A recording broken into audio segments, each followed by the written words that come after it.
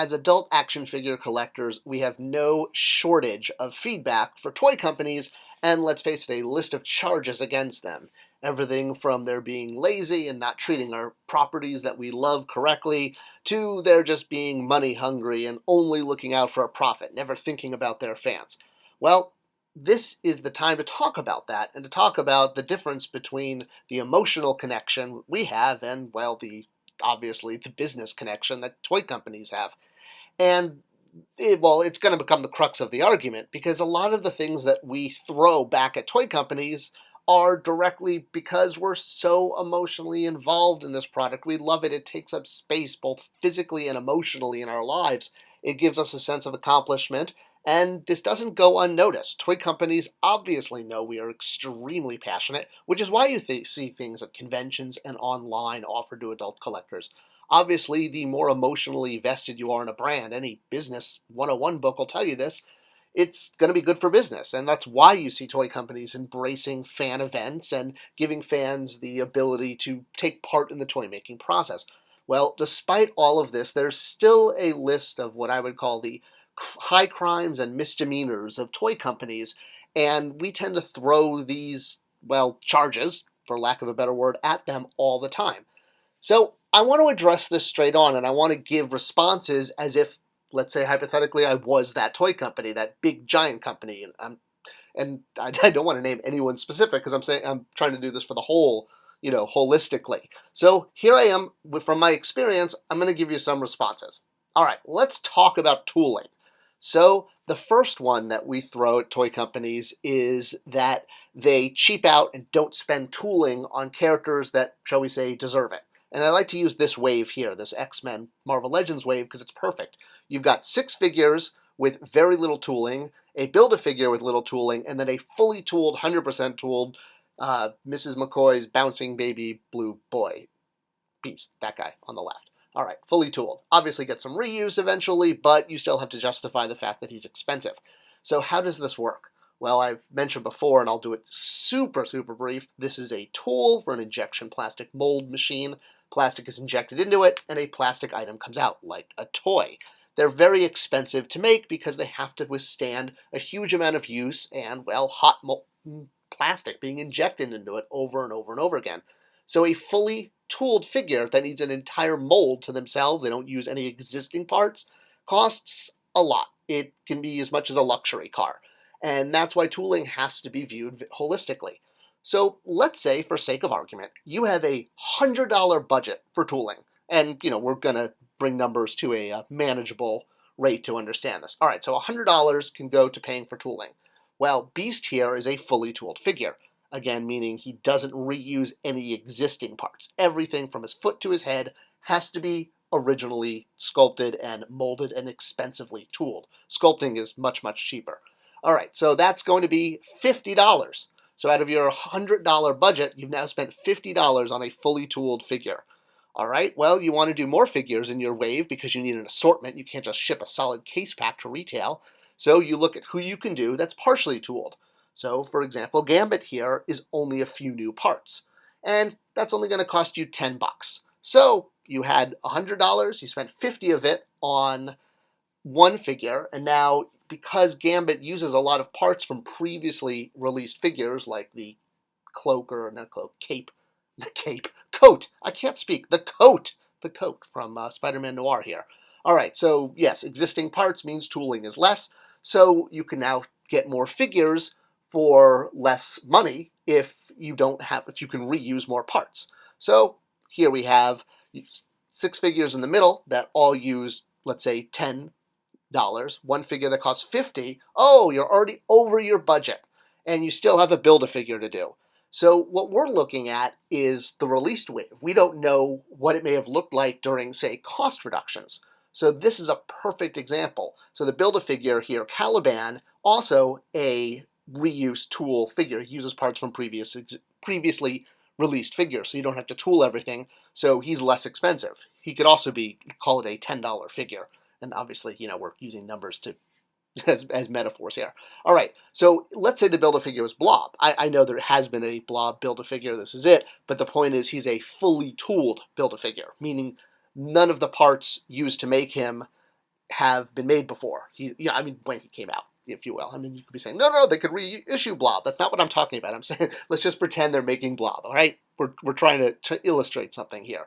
So you now have different baskets. You have your partial tool, your full tool, and then your redeco, which costs the least because there's no new parts that have to be made at all, not even a head.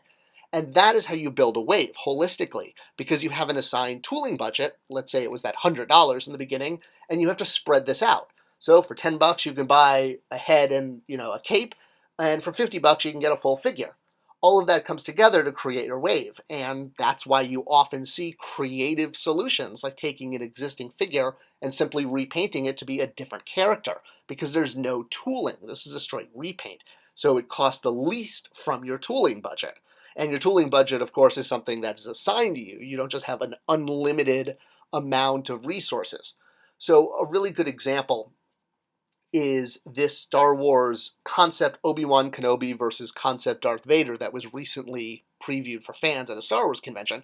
And a lot of the feedback online was, oh my gosh, that's just like another cheap repaint, just new heads, like they're just doing this just to get our money.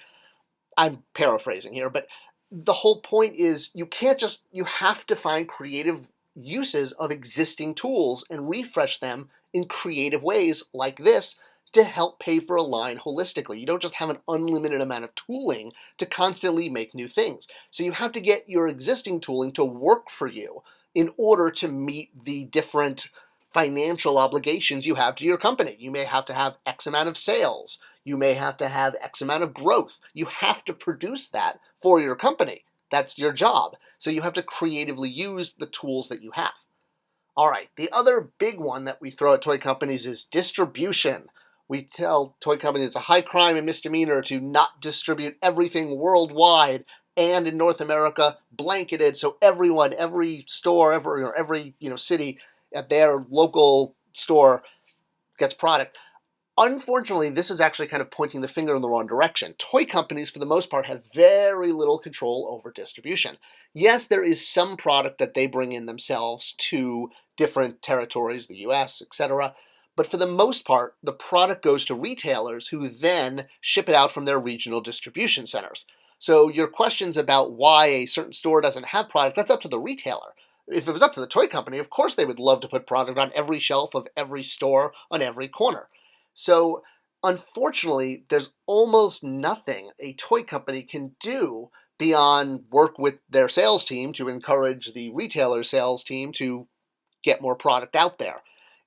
They're a manufacturer, not a distributor, and not a retailer. Unless, of course, you're buying direct online from, Hasbro Pulse or something, but that's an entirely different YouTube video altogether.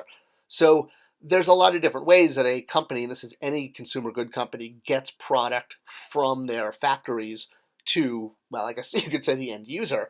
But for the most part, it's either brought in FOB, freight on board, in which the manufacturer is bringing it in and paying for it to come in, or it's being sold DI, direct ship, and then the buyer, the retailer, is bringing it in, and that's, for the most part, what happens in the toy industry is direct ship. Some stuff does come in FOB, but it's basically handed over to the retailer at that point, and then the retailer handles distribution. So a lot of the, poison spears that we throw at toy companies for distribution, unfortunately, it's not something a toy company can control. All right, what brings everything here together in these high crimes and misdemeanors of the toy industry, at least, according to us, the adult collectors, is the idea of deserving a figure. And what do I mean by deserving a figure when we say so-and-so deserves a figure? All right, well, I'm always talking about how this guy deserves a figure, right? No, not Darth Vader. Darth Vader's obviously had many figures. I'm talking about the purple guy in the Munchkin suit behind him. So why does this guy deserve a figure? Well, in the mind of me, the adult collector, it's because this particular character, who is obviously an extreme background character from Return of the Jedi, I mean, he did get a Decipher card, so obviously he existed at one point in time, and there's film stills, but he had a vintage figure in the kennel line, oddly, as a weird background character. Well, that's what they were known for. Look at Greedo. So even though we've had other Imperial dignitaries, we don't have this one, the one from the vintage line. And that becomes an emotional need for the collector, hence why we say the figure deserves to be made. And the same thing can be said when you have a character that you really want to see made, and then you see other obscure characters in that same sort of category show up. And it's like, wait a minute, why did that character get it over the other one? He deserved it versus him. Well, we work for our toy collection, and we feel like we deserve the toys that we're investing in. Well, as always, Jedi Master Yoda brings it all together. All right, so here's a perfect example of fans saying that reused tooling is too much, there's not enough new tooling, that Yoda deserves a better figure, and that we can't find him, that needs better distribution. All right, so how does this all together with one single figure?